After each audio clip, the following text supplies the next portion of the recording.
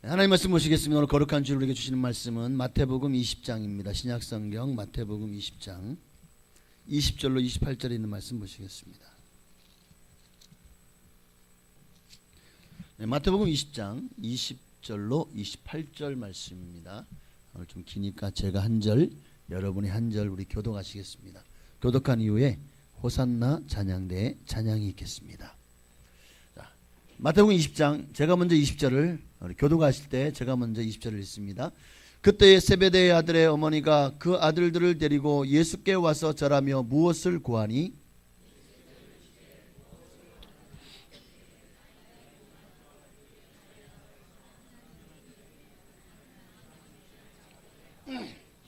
예수께서 대답하여 이르시되 너희는 너희가 구하는 것을 알지 못하는도다. 내가 마시려는 잔을 너희가 마실 수 있느냐? 그들이 말하되 할 수 있나이다.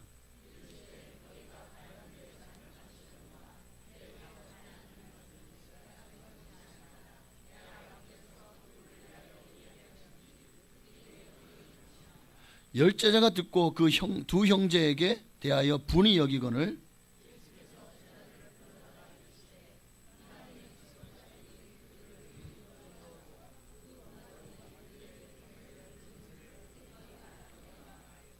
너희 중에는 그렇지 아니하니 하나니 너희 중에 누구든지 크고자 하는 자는 너희를 섬기는 자가 되고 함께 읽습니다. 인자가 온 것은 섬김을 받으려 함이 아니라 도리어 섬기려 하고 자기 목숨을 많은 사람의 대속물로 주려 함이니라. 아멘. 잠언서 16장 18절에 보니까 교만은 패망의 선봉이요 거만한 마음은 넘어짐의 앞잡이래요. 한번 따라합시다. 교만하면 망하고 겸손하면 형통한다. 공식입니다. 외우시길 바랍니다. 밑줄 짝 언더라인 해가지고 여러분 오늘 다른 거 기억할 거 없어요. 교만하면 망한다. 딱 이것만 배우시고 가시면 오늘 설교 잘 들으신 거예요. 성경을 보면 교만해서 망한 인물들의 얘기가 이 창세기부터 요한계시록까지 얼마나 많이 나오는지 몰라요. 자, 제일 먼저 교만해서 망한 존재가 있죠. 천사장 루시엘이었던, 자, 세 명의 천사장이 성경에는 있다고 말합니다. 루시엘, 가브리엘, 미가엘. 미가엘은 군대 장관, 가브리엘은 최신부 장관, 루시엘은 문화부 장관. 루시엘이 했던 일은 정말 천사들과 함께 하나님을 찬송하는 일. 정말 하나님을 찬양하기 위해서 새 노래를 하고 또 그것을 가지고 또 연습하고 또 하나님께 나와서 우리 성가대처럼 찬양하고 열심히 연습해서 찬양할 때마다 하나님이 얼마나 영광 받으시겠습니까? 하나님이 가장 기뻐한 것이 바로 이 하나님을 찬양하는. 그래서 루시엘이요 가장 하나님 앞에 총애를 많이 받았어요. 그런데 루시엘이 어떻게 되었습니까? 그를 따르던 천사 무리들과 함께 하늘에서 내어 쫓겼대요. 아니 이렇게 하나님을 기쁘시겠는데 왜 내어 쫓겼죠? 왜 내어 쫓겼을까요? 이렇게 요한계시록 12장 9절에 보니까 큰 용이 내어 쫓기니 옛뱀 곧 마귀라고도 하고 사탄이라고도 하며 온 천하를 깨는 자라. 그가 땅으로 내어 쫓기니 그의 사들도 그와 함께 내어 쫓기니라. 그 꼬리가 하늘의 별 3분의 1을 끌어다가 땅에 던지더라. 여기서 그 꼬리가 하늘의 별 3분의 1, 그래서 한 3분의 1이 되는 천사들을 깨워서 함께 하나님 앞에 무슨 일을 했길래 이렇게 내어 쫓기게 되었을까? 그리고 그의 이름이 루시엘에서 루시퍼, 엘은 하나님을 뜻하죠. 퍼는 악을 상징합니다. 그래서 루시엘이 루시퍼가 되고, 그리고 그는 하나님처럼 많은 이름을 가지게 됩니다. 큰 용이라는 말, 또 뱀이라는 말, 그리고 마귀도 사탄과 동의어입니다. 그 외에도 뭐 리오야단, 뭐 온갖 여러 가지 많은 단어들이 이 사탄, 루시퍼가 된 이 사탄의 명칭이 됩니다. 하나님이 여호와 하나님이라면 사탄 또는 마귀의 이름은 루시퍼다. 그래서 요즘에 보니까 어떤 사람들은 루시퍼를 막 그렇게 노래하는 곡들도 있더라고요. 야, 이 사단에게 곡을 받았구나 하는 생각이 듭니다. 자, 왜 쫓겨났다고요? 네, 이사야서 14장 12절 이하에 보면 정말 너 아침의 아들 계명성이요 가장 밝은 별, 하나님 앞에 가장 밝은 별과 같았던 이 사탄이가 왜 하늘에 쫓겨났습니까? 어찌 그리 하늘이 떨어졌습니까? 너 열국을 높은 자여 어찌 그리 땅에 찍혔습니까? 13절을 볼까요? 함께 있습니다. 내가 내 마음에 이르기를 내가 하늘에 올라 하나님의 뭇별 위에 내 자리를 높이리라. 내가 북극 지폐 산 위에 앉으리라. 자, 14절이요. 가장 높은 구름에 올라가 지극히 높은 자와 같아지리라. 지극히 높은 자와 같아지리라. 여기서 이 사탄이 보기에 가장 지극히 높은 자는 누굽니까? 하나님이잖아요. 그러니까 지금 이 사탄이는 뭘 지금 원하는 거예요? 가장 높은 구름에 올라가 지극히 높은 자와 같아지기를 원하는 거예요. 그러나 15절 어떻게 됐습니까? 이제 내가 수월 곧 구덩이 맨 밑에 떨어짐을 당하리로다. 이게 쫓겨난 이유입니다. 교만. 하나님의 주신 능력이, 하나님이 그에게 부어주신 재능과 능력, 그것이 마치 자기 것인 양 자기를 높이려고 했습니다. 다 내 것인 줄 알았어요. 하나님이 다 능력을 주시고 하나님이 그냥 가만히 놔두니까 이게 자기 것인 줄 알고 어느새 마음이 교만이 들어왔어요. 겸손을 잃어버리고 하나님처럼 높아지려고 했습니다. 그러다 결국 어떻게 됐습니까? 요한계시록 12장에 보니까 하나님의 군대, 이게 쿠데타를 일으키잖아요. 하늘의 별 3분의 1을 꼬에 깨어다가 쿠데타를 일으킵니다. 하나님이 미갈 군대 장관을 그 천사들과 함께 하늘에 큰 전쟁이 일어나고 이 전쟁에서 이 사탄과 그의 추종하는 세력들이 대패하죠. 패하고 하늘에 있을 곳을 얻지 못하고 추락하여. 그리고는 사탄과 그의 귀신의 무리로 전락되고 말한 것입니다. 자, 그 다음으로 하나님께 내어 쫓김을 당한 이가 누가 있죠? 아담과 하와. 아담과 하와도 하나님이요 이제 사단을 내어 쫓은 다음에 하나님께서 사람을 흙으로 빚으시고 생명을 부어넣으셔 사람을 영원히 살 수 있는 존재로, 그리고 그들을 위해서 온 천지와 지구를 만드시고 거기다가 에덴 동산을 창설하시고 그들을 데려다가 다스리고 정복하며 생육하고 번성하게 하셨습니다. 동산 중앙에는 생명 나무 실과가 있었고 또 하나는 선악을 알게 하는 나무 실과가 있었습니다. 하나님 왜 선악과가 열리는 그 나무를 두셨을까? 그것은 다 네 것이다. 네가 이 땅에서 이름 짓는 대로 그 이름이 명한 대로 될 것이고, 마치 하나님이 아담과 하와에게 모든 고난을, 이 땅을 다스리는 모든 고난을 넘겨주신 거예요. 자유롭게 살 수 있게 하셨습니다. 그러나 네가 그러다고 사단처럼 교만해서 다 네 것인 줄 알고 범죄할까? 그러니까 이미 사단이 한 차례 한 전적이 있죠. 그래서 하나님이 생명나무 옆에 선악과를, 이거를 하나님이 그들을 죽이려고 만든 게 아니에요. 심어놓은 게 아니라고요.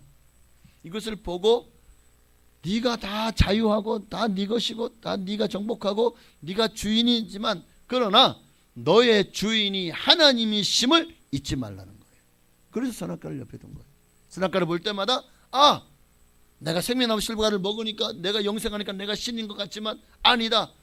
나를 창조하신, 나는 피조물이고 나의 창조주는 하나님이시다. 이 선악과를 먹지 말라, 하나의 제약이죠. 그걸 통해서 하나님은 아담과 하와로 하여금 하나님을 기억하게 하고 또 하나님의 창조주이심을 잊지 말게 하게 하신 겁니다. 그런데 사단이가 뱀의 형상을 하고 찾아와서 뭐라고 말합니까? 너 이거 먹지 말라 하더냐? 아유, 먹지 말라고. 당연하죠. 먹으면 죽을까 합니다. 그래서 먹지 말라고 했어요. 그러니까 창세기 3장 4절에 뱀이 여자에게 뭐라고 말합니까? 너희가 결코 죽지 아니하리라. 너희가 그것을 먹는 날에는 너희 눈이 밝아져 하나님과 같이 되어 선악을 알 줄 하나님이 아십니다. 여기 주목할 단어는 하나님과 같이 되어. 너 이거 먹으면 너 하나님처럼 돼. 하나님같이 선악을 분별하고 너희 눈이 밝아지고 너희가 하나님같이 신이 되는 거야. 선악하게 나는 나무를, 이 실과를 먹어. 결국 그 열매를, 금단의 열매를 따먹은 아담과 하와는 어떻게 되었습니까? 예? 저주를 받고 에덴 동산에서 쫓겨나고 하얀금을 둘러서 다시는 생명나무 실과를 먹지 못하게 하셨죠. 너는 흙이니 흙으로 돌아가라가 된 거예요.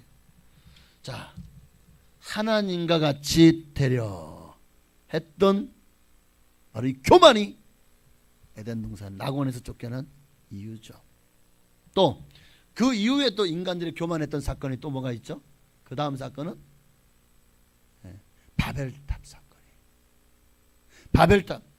사람들이 이제 막 모입니다. 신할 평지에 모여가지고 사람들이 야, 우리가 우리 인간끼리 한번 뭉쳐서 잘 살아보자. 인본주의 시작이죠. 인간끼리. 그래서 우리가 흩어짐을 면하고 우리끼리 한번 우리를 위한 왕국을 만들고 하나님 없는 유토피아를 건설하자.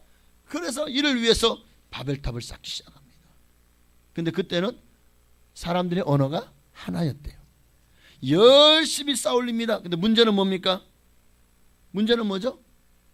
창세기 11장 4절에 보니까 자, 이들의 문제가 여기 있습니다. 함께 있습니다. 또 말하되 자, 성읍과 탑을 건설하여 그 탑 꼭대기를 어디에? 하늘에 닿게 하며 우리 이름을 내고, 하나님의 이름이 아니죠. 우리 이름을 내고 온 지면에 흩어짐을 면하자. 하늘에 닿게. 하나님과 같이 되려고 했던 마음, 인간의 본성 안에. 이것도 마귀가 준 마음이겠죠.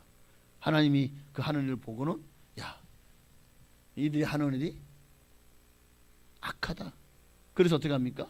그들의 언어를 혼잡게 하죠. 그 순간에 언어가 다 안 통하니까 쌌다 말고 결국 흩어져 버리죠. 무너지고 만 거예요. 자, 이 세 가지 사건을 통해서 분명히 주님 우리에게 경고하고 우리에게 주시는 메시지가 분명합니다. 교만하면 망한다. 교만하면 망합니다. 정말 성경 전체의 면면부절 우리에게 주시는 교훈이요 경고예요. 교만하면 망입니다. 바로 왕이 교만했어요. 하나님 앞에. 출애굽기 5장 2절을 봅시다. 함께 있습니다. 바로가 이르되 여호와가 누구이기에 내가 그의 목소리를 듣냐 이거잖아요. 내가 왕이고 내가 바로다. 내가 태양신의 아들이고 내가 신이다. 이 말이죠. 내가 여호와가 누구기에 너희 같은 노예 백성들의 신, 노예도 제대로 자기 백성도 돌아보지 않는 그런 신 누구이기에 내가 그의 목소리를 듣고 너희를 보내겠느냐? 나는 여호와를 알지 못하니 이스라엘을 보내지 아니하리라. 교만이죠. 교만해서 어떻게 됐습니까? 결국 10가지 재앙으로 완전히 애굽니 초토화 되어버리잖아요. 마지막에 10번째 재앙은요, 자기 아들마다 죽임을 당하죠. 온 백성의 첫째 난 것과 모든 육축의 첫째 난 것이 다 죽임을 당하죠. 그 후에야 하나님이야. 하나님 앞에서 야, 설 자가 없구나. 그리고는 내보내죠. 이후에 또 다시 마음이 완악해서 군대를 끌고 쫓아왔지만 어떻게 됩니까? 홍해에다 수장되고 말잖아요. 교만하면 망합니다. 사울 왕이 왜 망했죠? 교만해서 망한 거잖아요. 교만해서. 뭐 더 말할 거 없죠. 교만했다는 건 분명하죠. 처음에 왕 되기 전에 겸손한 사람이었어요. 왕이 되고 권력을 잡으니까 교만해졌어요. 그 왕권을 위해서 무슨 짓을 해요. 정말 얼마나 골리앗을 물리치고 이스라엘을 구원했습니다. 다윗도 자기 권력에 위험분자가 되니까 죽이려고 하지 않습니까? 그는 그렇게 교만하니까 뭐가 들었죠? 악신이 들리잖아요. 악한 영이 찾아와서 그를 붙잡고 늘 양신이 역사하는 그런 왕이 되고 말았습니다. 자, 우시아 왕도 하나님 옆에 정직히 행했던 왕입니다. 그러니까 하나님이 그를 기뻐하셔서 그의 나라를 부강하게 하셨어요. 정말 많은 이웃 나라들을 두렵게 만들었습니다. 그러니까 어떻게, 이야, 내가 대단하네. 역대하 26장 16절 함께 봅시다. 26장 16절 함께 읽습니다. 그가 강성하여짐에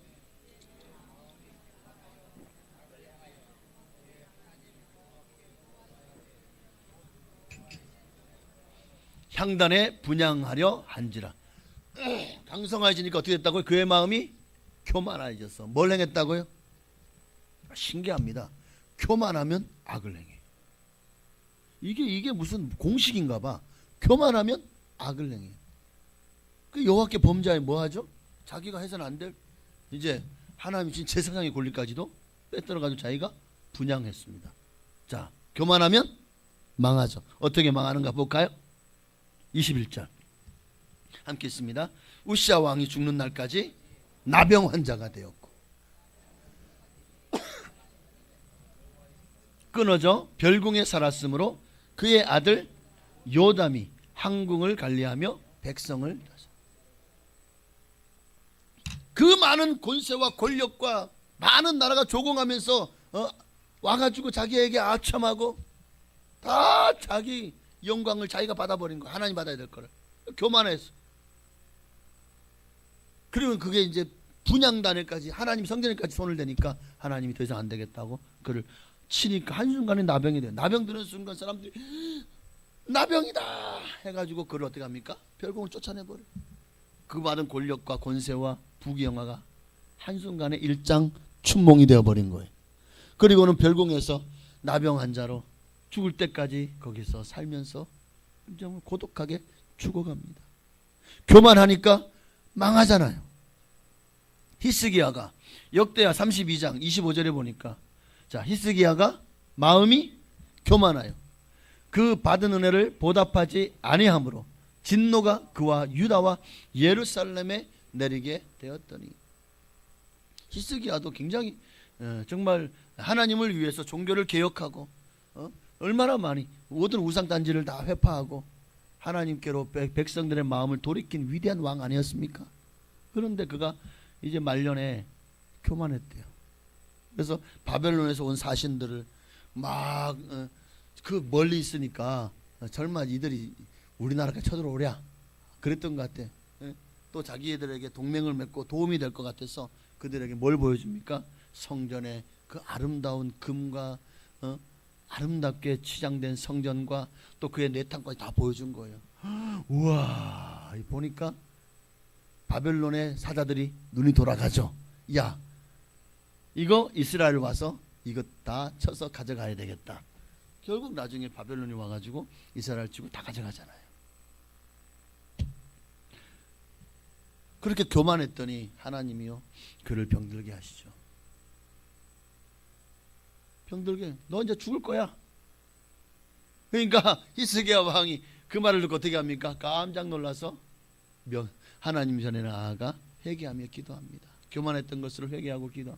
하나님이 그 기도를 들으시고 이사야 선지자를 통해서 뭘 말합니까?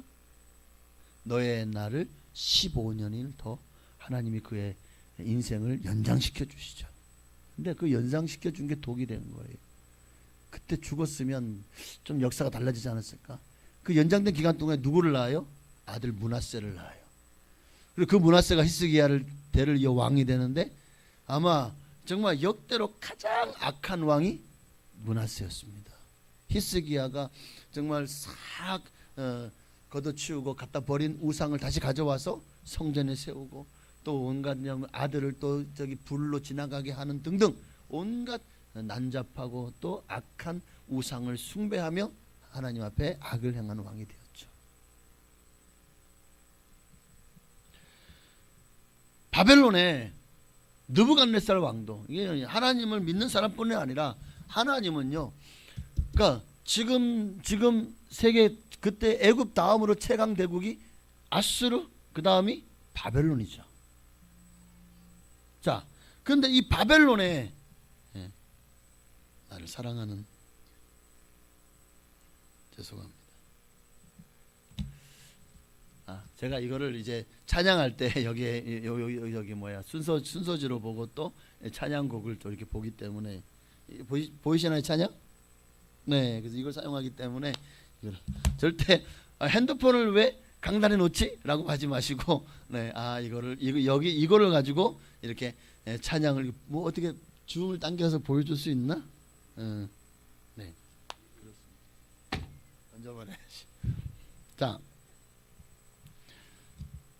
여러분도 까똑까똑하지 말고 거기 사랑해도 있어요. 여러분 사랑해 이걸로 바꿔놓으시면 여러분 사랑받습니다. 그러니까 바벨론 느부갓네살 왕도요.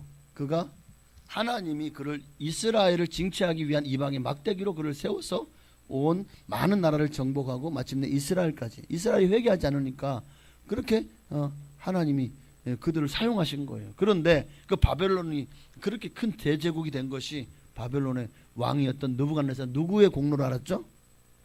다니엘서 4장 30절에 보니까 나 왕이 말하 이르되 이 큰 바벨론은 내가 능력으로 권세로 건설하여 나의 도성으로 삼고 이것으로 내 위엄의 영광을 나타내는 거예요. 이거 계속 내가 했다. 다 내 영광이다. 다 내가 잘나서다. 내 능력이다. 그러니까 하나님이요. 가만히 들어보니까 요놈의 자식 봐라. 어떻게 합니까? 그냥 한번 톡 쳐요. 이거 어떻게 됩니까? 미쳐버린 거예요. 한 방에 미쳐버렸어요. 그게 33절 나오잖아요. 바로 그때에 이 일이 나 느부갓네살에게 임함으로 어떤 일이요? 하나님이 그 정신세계를 창난시켜버린 거죠. 그러니까 내가 사람에게 쫓겨나서 미쳐버리니까 미쳐가지고 막 그냥 침 질질 흘리고 막 눈은 돌아가고 막 병신짓하고 이러니까 야 이거 왕이 왜 이라고 쫓아내버려요. 그러니까 그때부터 어디가? 저 들판에 가서 소처럼 풀을 먹으며 미치니까 풀을 뜯어먹죠. 또 몸이 하늘 이슬해졌고 머리털이 독수리털과 같이 자랐고 손톱은 새발톱까지 되었더라. 완전히 미친 줄. 하나님이 그 이후에 몇 년 후에 다시 이제 정신을 돌아오게 합니다. 그제서야 이 모든 것들이 하나님이 하셨다는 것을 알게 되고 하나님께 영광을 돌리는 게 다니엘서 4장 이후인가요? 5장인가에 나옵니다. 느부갓네살이 회개하는 장면. 하나님을 인정하는 장면이. 여러분, 근데 회개했어야 되는데 하나님이 인정하면 뭐예요? 회개하지 않으면 멸망하는데. 자, 바벨론의 느부갓네살은 최고의 제국을 건설했지만 그도 교만하니까 망하잖아요. 자, 바벨론의 마지막 왕의 이름이 뭔지 아십니까? 벨사살이에요. 벨사살. 근데 이 벨사살 이놈도 좀 교만한 놈이야. 다니엘서 5장 22절 벨사살이요 왕은 그의 아들이 되어서 이것을 다 알고도 아직도 마음을 낮추지 아니하고, 그러니까 교만하다는 거예요. 여기서 그의 아들이 되어서, 여기서 그의 아들 누구냐면 느부갓네살. 그러니까 벨사살은 느부갓네살부터 생각보다 후대의 인물이에요. 그러니까 바벨론 마지막 왕이니까. 근데 왜 모든 이 바벨론의 왕족, 그러니까 모든 왕들은 다 그의 아버지를 느부갓네살로 알아요. 하나의 전통입니다. 시조죠. 우리도 그러잖아요. 당군 뭐 그런 거 들어보셨죠? 비슷해요. 느부갓네살, 그가 좀 미친 거 봐라. 동이 돌아온 거 봐라. 그래 하나님께 영광 돌리는 거 봐라.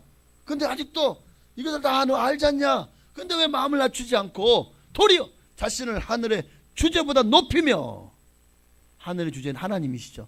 보다 높이며 그의 하나님의 성전에서 가져온 그 그릇들, 그 금, 은, 그리고 잔들, 이것을 가져다가 뭐 했습니까? 왕과 귀족들과 왕후들과 후궁들과 다 그것으로 술을 마시고, 결국 그의 교만함에 그들이 거기서 막 잔치를 벌이는데 거기 갑자기 손이 나타나는 거예요. 손이 나타나가지고 막 벽에다 글을 쓰는 거예요. 그러니까 아무도 그 글씨를 해석할 사람이 없고, 야 이거 뭐지? 이거 엄청난 놀랄 자빠질 일 아닙니까? 그러니까 왕후가 나와가지고 아이고 이걸 해석할 사람이 있습니다. 아무 데서 못하네. 다니엘이요 꿈도 해몽하고 이런 일에 능하다 하더라. 다니엘 빨리 불러와. 다니엘아 이게 무슨 뜻이지? 메네 대결 우바르신.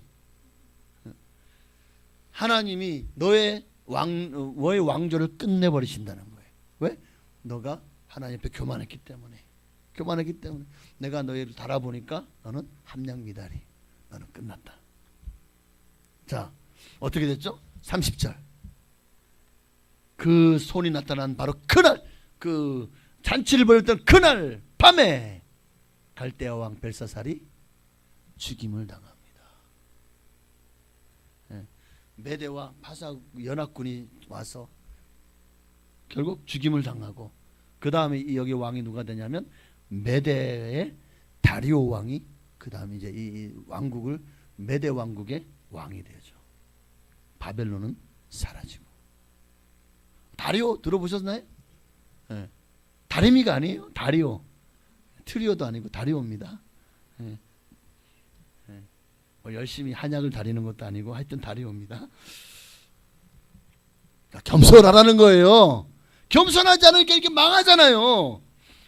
지난주에 겸손한 자에게 하나님이 어떤 복을 주시는지 함께 나누었죠. 기억 안 나요? 기억 안 나시면 설교가 끝이 아니야. 기록이 다 되어 있어. 어디에? 유튜브에 들어가셔서 지난주 설교 겸손하라 1을 보시기를 바랍니다. 네. 겸손하면 하나님 어떻게 축복하시는지를. 오늘 본문에 나오는 제자들도 보니까 마찬가지인 거예요. 자기를 높이려는 모습을 보십시오.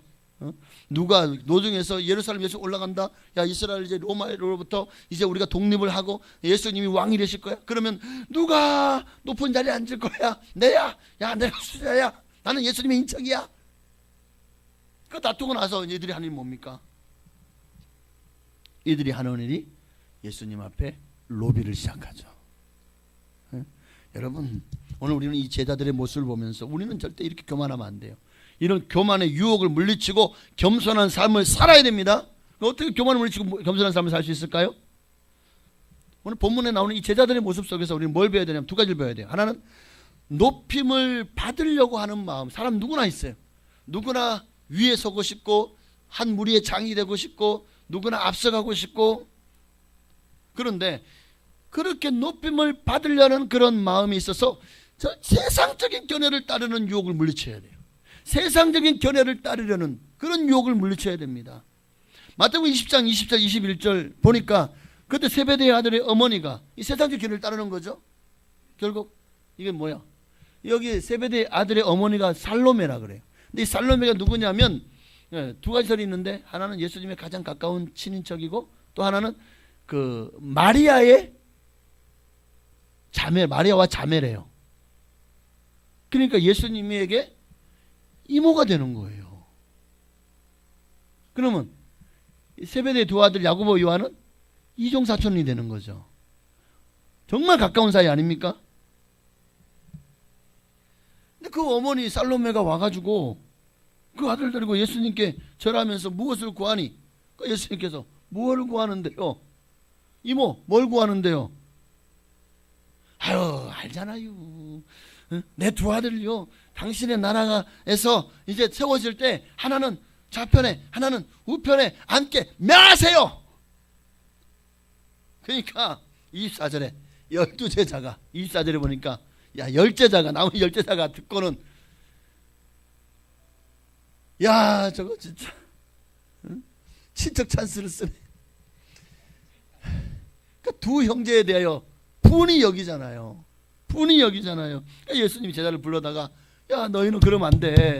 야 이방인들의 집권자들은 그들을 임의로 주관하고 너희에게 다스림을 받는 사람들은 임의로 주관하고 고관들은 그들에게 권세를 부리는 줄 너희가 알지만, 이게 바로 세상적인 견해를 따르는 거예요.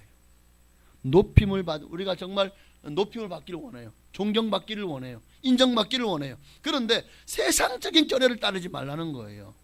세상 사람이 혈연, 학연, 지연 같은 거에 매이지 말라는 겁니다. 사람은 누구나 이 땅을 멋지게 살고 싶죠. 위대하게 살고 싶고 존경받고 싶고 박수갈채 받고 싶어 해요. 위에 있고 싶고 앞서가고 싶고. 문제는 교회 안에도 이런 세상 문화, 이런 세상의 그 권세가 부리는 그 모든 것들이요, 교회 안에도 가득하다는 거예요. 교회 안에도 목회자들도 결코 자유롭지 못해요. 교단에 올라가려고 얼마나 그냥 그런 그 목사님 보면은 너무 그런 목사님들이 제 주변에 많아요. 자꾸 중앙으로 올라가고 싶어해. 그 뭐가 있는데, 꿀단지도 있는 것도 아닌데 그게 뭐라고 그렇게 이름을 날고 싶고 그렇게 높이를 받고 싶을까요? 그러면 장로회 같은 경우는 노회가 있고 우리 순복음 같은 경우는 지방회가 있거든요. 근데 지방회에서도 서로 막 회장 되려고 그러고 총무 되려고 그러고 이것 가지고 막 싸워요. 이게 정치거든요. 교단 정치.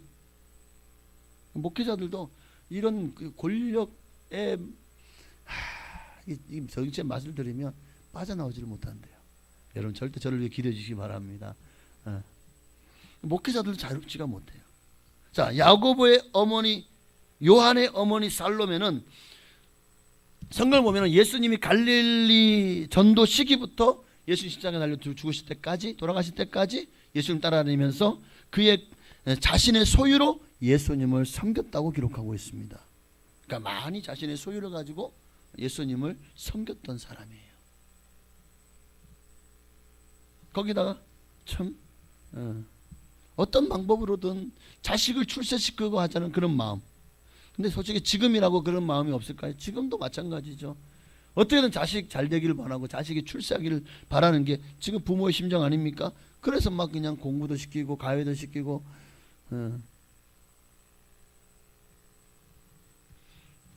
지금 예수님을 이용해서 자신들의 기득권을 높이려고 했던 높은 자리, 권력, 출세의 누님은 바로 이들의 모습. 하나님은 이것을 기뻐하지 않으셔요. 근데 여러분 이게 이제 같은 병행 구절인 마가복음 10장에 보면은요, 여기 마태복음에서는 야고보와 요한의, 그러니까 세베대의 아내가 이것을 로비했다고 되어 있지만 마가복음 10장에 가보면 이 야고보와 요한이 예수님께 요청한 걸로 나와요. 자, 마가복음 10장 볼까요? 세베대의 아들 야고보와 요한이 주께 나와 여짜오되 선생님이여 무엇이든지 우리가 구하는 바를 우리에게 하여 주시기를 원하옵나이다. 예수님이 이러시되 너희에게 무엇하여 주기를 원하느냐? 37절에 여짜오되 주의 영광 중에 우리를 하나는 주의 우편에 하나는 좌편에 앉게 하여 주옵소서. 그 이에 따른 열제자들이 또 듣고 야고보와 요한에 대하여 화를 내거늘. 이게 야고보와 요한이 가가지고 로비하니까 안 되니까 자기 어머니까지 데리고 와가지고 한 건지 아니면 그때 이제 같이 주청한 건지 그건 몰라요. 중요한 거는 어쨌든 출세가 그들의 목적이 되어서 예수님이 땅에 오신 목적을 잃어버린 거예요. 예수님은 죽으러 오셨는데, 인류를 구원하기 위해서 당신의 생명을 주러 오셨는데 지금 제자들은 서로 높은 자리 차지하려고 싸우고 있는 거예요. 여러분, 우리 직분이 절대 벼슬이나 계급이 아닙니다. 우리 직분에 하나님이 권세를 주죠. 목사에게도 하나님의 권위가 있어요. 그거는 하나님의 권위지 제 권위가 아닙니다. 저도 여러분과 성령이 같은 사람이고 저도 주님 보실 때는 하나의 양일 뿐이에요. 다만 저에게는 기름 부어서 목사로 세워서 여러분에게 말씀을 전하고 또 목양할 수 있도록 저에게 하나의 직분을 주신 거예요. 그러니까 제가 여러분이 저에게 어떤 존경하지는 하겠는 이게 말이 안 나오네. 저를 존경하는지 잘 모르겠지만 하여튼 존경한다면 그것도 다 하나님의 권위 때문에 존경하는 것이 돼야 되고 사랑하는 것이 돼야 되는 것이지 저 인간의 유성을 보고 그러지 마시기 바랍니다. 저는 그저 주님의 사환으로 종으로 충성할 뿐입니다. 이렇게 아멘이 크지? 부끄러워. 주기철 목사님에게 스승이셨던 분이 계셔요. 조만식 장로님이라고. 애국자죠. 조만식 장로님. 독립운동가고 그리고 오산학교를 세워서 문맹에서 많은 이 민족을 계몽하고 깨우치려고 했던 사람입니다. 그가 오산학교에 교장으로 있을 때에 그는 나이 어렸던 주기철 그 어린 학생이 와서 그 학교를 나왔어요. 배웠어요. 그리고 이제 주기철 목사님 이제 평양신학교를 나와서 목회. 그러다가 이제 일본이요. 이제 자기들 점점 이제 몰리기 시작하니까 어떻게 합니까? 한국을 완전히 일본에 복속시켜서 일본화시키기 위해서 뭘 하죠? 이름도 장시 개명을 하고 또 자기들의 신사에 참배를 하게 만듭니다. 근데 주기철 목사님은 그의 반대편에 서서 반대운동을 합니다. 신사 참배는 10계명의 1계명과 2계명을 어기는 정말 큰 범죄라고, 이것은 우상을 숭배하는 죄입니다. 절대로 우리 예수 믿는 사람은 신사에 참배해서는 안 됩니다. 목에 칼이 들어가도 안 됩니다. 그래서 주기철 목사님 저 마산과 부산 지역에서 신사 참배 운동을 합니다. 그때 이 조만시 장로님이 평양의 장대현 교회 수석 장로님으로 계셨어요. 그분이 이제 저 마산 부산까지 내려가서 이 주기철 목사님을 초빙합니다. 청빙하죠. 우리 장대현 교회에 와서 담임 목사님이 되어 주십시오. 그래서 그 청빙을 받아들여서 이제 1936년도에 장대현 교회에 부임을 하게 돼요. 그러자마자 그리고 나서 바로 이제 매년마다 장로교 총회가, 당시에는요 이 조선반도 한반도 전체에 예수를 믿는 사람이 50만이 안 됐어요. 그런데 그 중에 26만이 이 평안도에 살았어요. 그러니 기독교 인구의 절반이 평안도에 살았고, 그리고 그 중심은 평양이었습니다. 그러니 평양에서 이제 노예를 모였는데 이 주기철 목사가 일본 놈들이 보니까 이거 틀림없이 반대할 것 같아. 여기 일본 분은 안 계시죠? 네. 그래가지고 어떻게 합니까? 그때는 좀 내가 놈이라 해도 좀 이해해 주십시오. 지금은 제가 그렇게 안 하겠습니다만은. 하여튼 그래가지고 어떻게 유튜브로 나가는데 설마 일본 사람들이 이걸 번역해가지고 듣지는 않겠죠? 참 별 생각을 다 하죠. 네. 그래가지고 이제 총회 열리는 자리에 일본 순사가 97명이 창과 칼을 들고 거기에 서가지고 막 눈을 부라리면서 신사참배를 가결하도록 한 거예요. 신사참배를 가결하자마자 그 중에 대표되는 그 임원들을 데려다가 어디로 가요? 평양 신사로 가서 거기서 참배하게 하는 장면이 다 사진으로 찍혀가지고 다 나옵니다. 봐라, 목사들도 다 참배하는데 주기철 같은, 야 너희들은 뭐냐?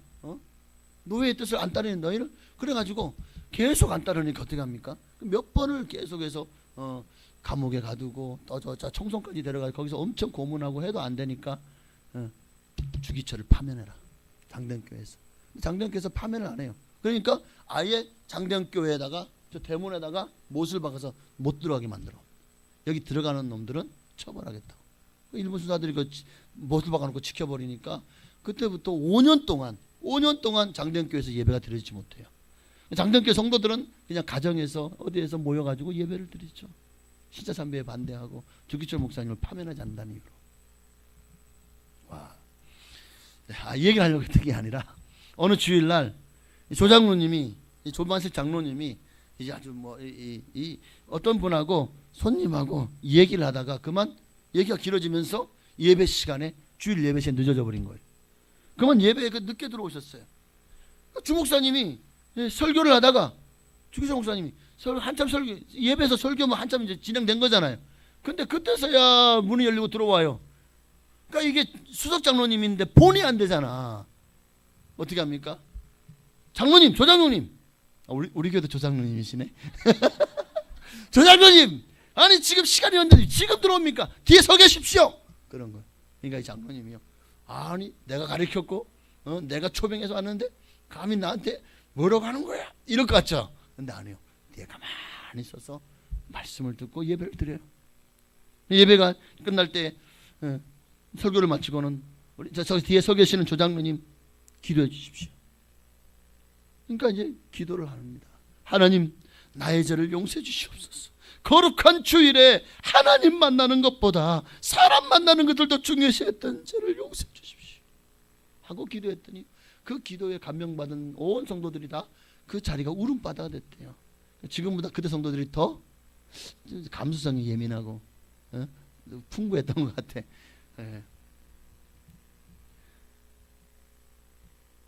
오늘 이 조만 장로님과 같은 그 신앙을 우리도 본받으면 좋겠습니다. 겸손이죠. 겸손. 하나님 우리에게 직분을 주신 이유, 벌써 12시네.